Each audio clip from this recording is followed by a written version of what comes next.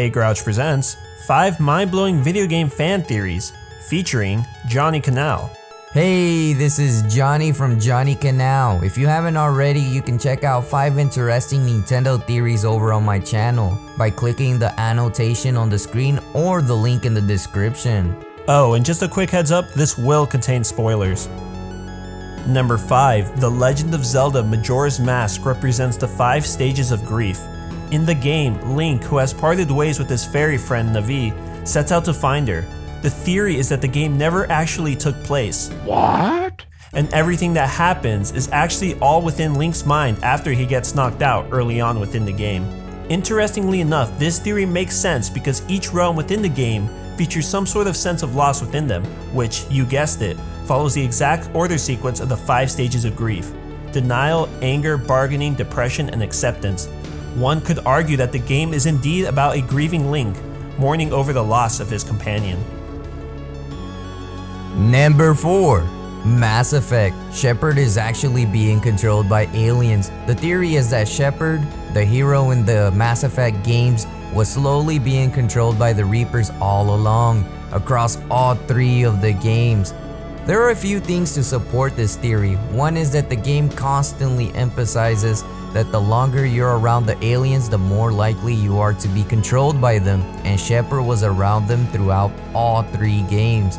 Another thing to support that is that during the game, Shepard gets hit by a lot of Reaper energy, which changes some of the rules of visuals of the games and becomes more or less like a dream, suddenly defying all of the game's logic that was previously there. It is also worth mentioning that at the end of Mass Effect 3, you have to make a choice to control, join, or destroy the Reapers, which, just as every other choice you made in the entire series, are color coded, blue representing the good choices in the games and red making more darker decisions. Now, by this point, you would think that the blue selection would be to eliminate the Reapers and save the Earth, whereas the red stain option would be to take control of them and rule the galaxy. Well, as it turns out, it's actually backwards, in which the blue choice is to control the Reapers and the red choice is to eliminate them. This leaves you wondering, why would the blue choice suddenly mean the evil path when it's been good for the entire series? Number 3. GLaDOS wants to die in Portal. There is a theory that GLaDOS, the AI that tries to kill you throughout the game, was actually planning her own death from the very beginning. The theory goes that GLaDOS is all alone after having murdered everyone in the facility before the beginning of the game. She then gets you, the player, to go through a bombardment of tests, never mentioning what you're being tested for. In the process of completing these tests, however, she presents you with the portal gun and the incinerator, which are vital tools you need to destroy her. Something also disturbing worth mentioning is GLaDOS' design. The game designers for Portal have confirmed that the design for GLaDOS was partly inspired by the inverted figure of a female, stating this: "Eventually we settled on a huge mechanical device with a delicate robotic figure dangling out of it, which successfully conveys both GLaDOS' raw power and her femininity. Femininity. I don't know about you, but reading this theory left me feeling all kinds of ways." Number 2. The sad lore behind the Super Smash Bros. Games. Let's face it, no one plays Super Smash Bros. For the story mode, and if you do, you're playing the game wrong because it takes like 15 minutes tops. But this theory seems to suggest that the games might have a deeper meaning behind them about the game's creators, Masahiro Sakurai. It makes a bit more sense when you watch the intro scene to the original Super Smash Bros. Game for the Nintendo 64. You see Master Hand, which seems to actually represent the hand of a kid playing with toys. We can assume the fact that he is a kid due to observing the surroundings. As we go to examine Super Smash Bros. Melee, we see that we are dealing with an older, more grown-up kid, which can again be supported by the in-game surroundings.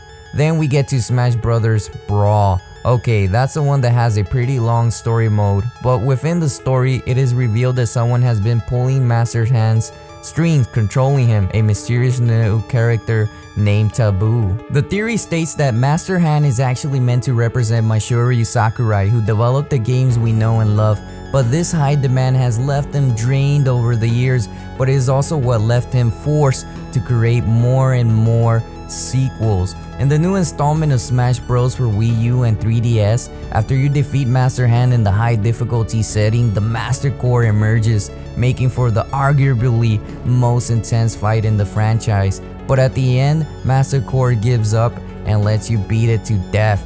Sakurai has given up. He is forced to continue making more sequels rather than moving on to other things. Number 1. Minecraft, the dead sun theory. Have you ever entered the Minecraft world and stopped and wondered, what is the purpose? How did you, the player, even get here? Probably not. You just start playing in this blocky world and begin to build things, never trying to answer either of those questions. Well, there is actually a theory that might explain how your existence as a player came to be. If you look up at the sky frequently, you may notice something kinda weird. The moon and the sun are on opposite sides of each other, always. This doesn't make any sense, even for a virtual world. Okay, well maybe for a virtual world, but then again, theory, you know, kinda what this video is about. Moving on. If you look at our solar system, the moon rotates around the earth and the earth rotates around the sun. If the sun is always on the exact opposite side of the moon and the earth is in between, this would mean the moon doesn't revolve around earth, but it is simply rotating around the orbit of the sun, like the planets do. That would make sense, but there's just one problem. The stars never move. If you look up at the night sky in Minecraft, you should be able to see the exact same constellations in the exact same spots, which makes no sense on a model where the Earth rotates on an orbit, which can only mean one thing. In Minecraft, everything, even the stars, revolves around you. Of course, there's a theory of how this happened. The theory suggests a scenario in which the solar system in Minecraft was once much like our own until the sun died out. And you know, no sun equals no life. In a Jurassic attempt to save themselves from extinction, the Minecrafters somehow managed to ignite their own world, sacrificing their home planet to create a new star. The remaining survivors settled on the dead rock that was once their sun and began to do what mine people do best. They started to build. You are able to build whatever you want and go wherever you want in Minecraft, because this dead world is a new world. And even though I'm sure you can try to argue against this, you have to remember at the end of the day, it's just a theory. Okay! Just wanted to give a big thanks again to Johnny for helping me make this video. If you haven't done so already, click the annotation on the screen or the link in the description and go subscribe to his channel.